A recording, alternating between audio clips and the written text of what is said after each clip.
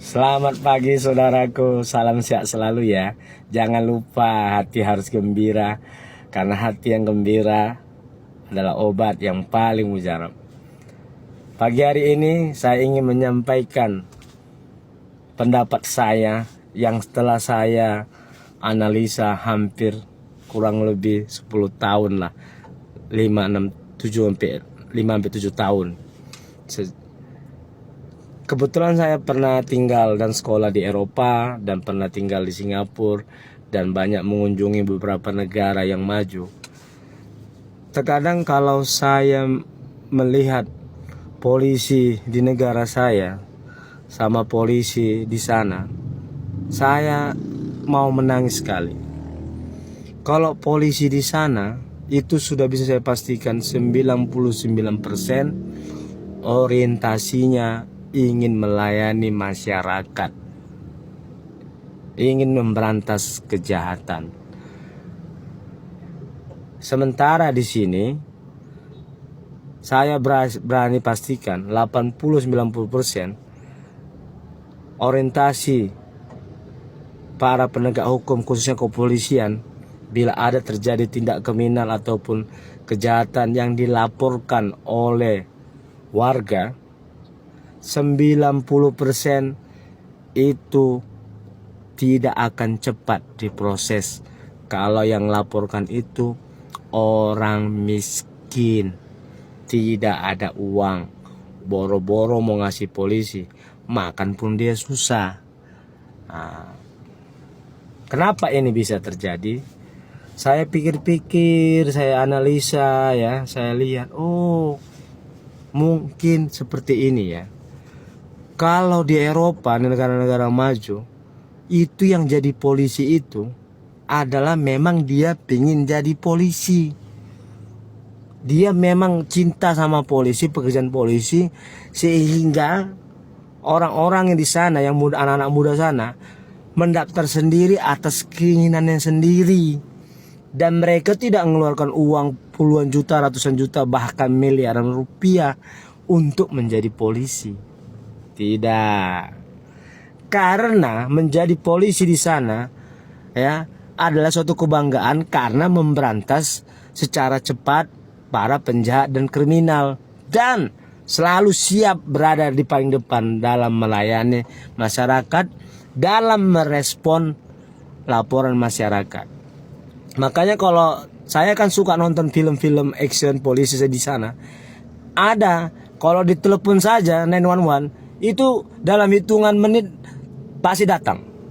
Dan dalam hitungan menit orang pelaku yang membuat kejahatan itu pasti ditangkap, diproses.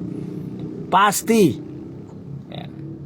Makanya di sana sangat susah mencari penjahat ataupun kriminal, karena responnya cepat. Tapi lihat di negara kita, saudara-saudaraku, kalau saya lihat, saya perhatikan khususnya di daerah saya di Medan, banyak bimbingan-bimbingan yang biayanya mahal dan bangga, besar-besar ditulis, ingin masuk Akpol, bimbingan, jamin masuk.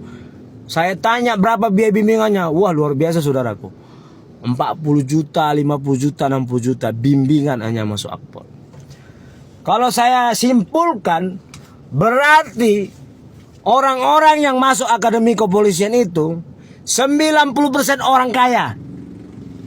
90%. Orang-orang tua yang kaya raya, yang banyak uangnya, memaksa atau membujuk anaknya ingin menjadi polisi dengan harapan anaknya itu nanti jadi jenderal, jadi pejabat, jadi kapoltabes, kapolda, nanti setelah jadi kapoltabes, kapolda, jenderal, jadi orang kaya besar, terhormat.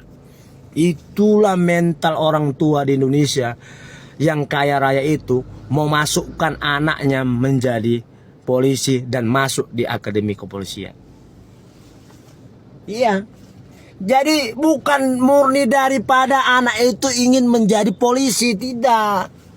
Anak-anak Indonesia yang menjadi polisi itu bukan independen.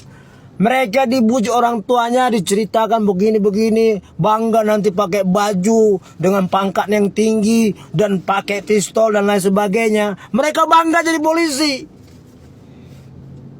Orientasinya bukan seperti kayak orang yang di Eropa sana. Orang di Eropa sana, di negara-negara maju mau jadi polisi itu, di hatinya ingin melayani masyarakat, ingin memberantas kejahatan, ingin menangkap sebanyak-banyaknya para penjahat secepat-cepatnya. Lihat perbedaannya, ya.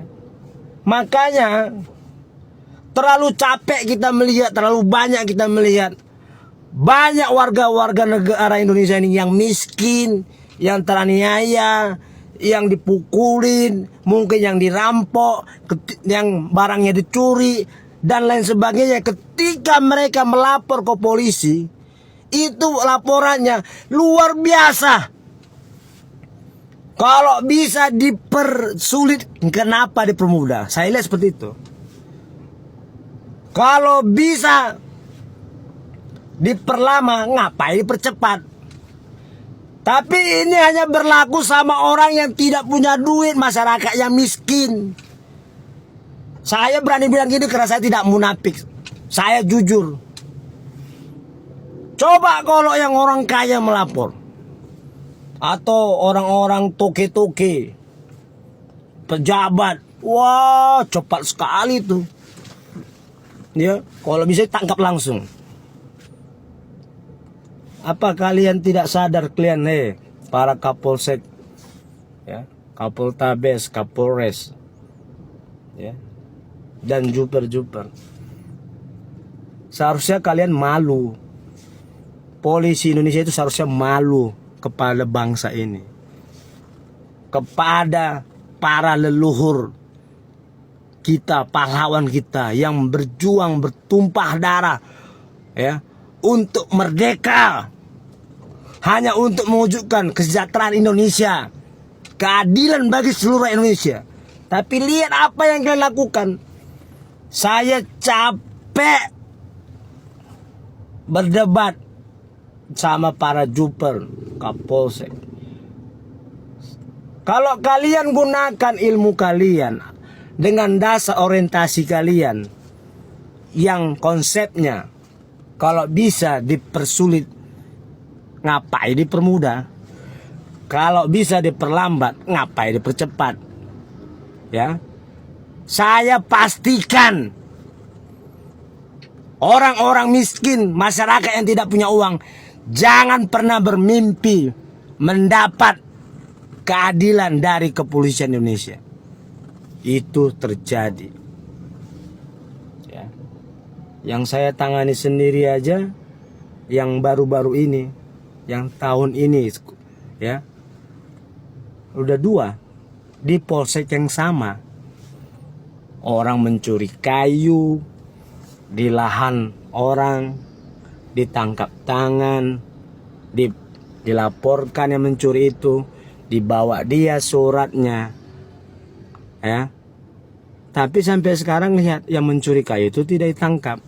Ketika diserang Polsek Talungkenas oleh saya, dia pakai ilmunya lagi, pakai otaknya, masuk ke register hutan, dan dia mau lepas handuk, disuruhnya untuk mendatangi dinas kehutanan pelapor tersebut. Kan udah gila, ha? Urusan perdata dipaksakannya. Coba seandainya yang dilaporkan itu orang miskin, nggak berduit, mana kayak gitu. Ini yang dilaporkan tertangkap tangannya tokenya kan orang mafia kayu besar, ya. Itu satu.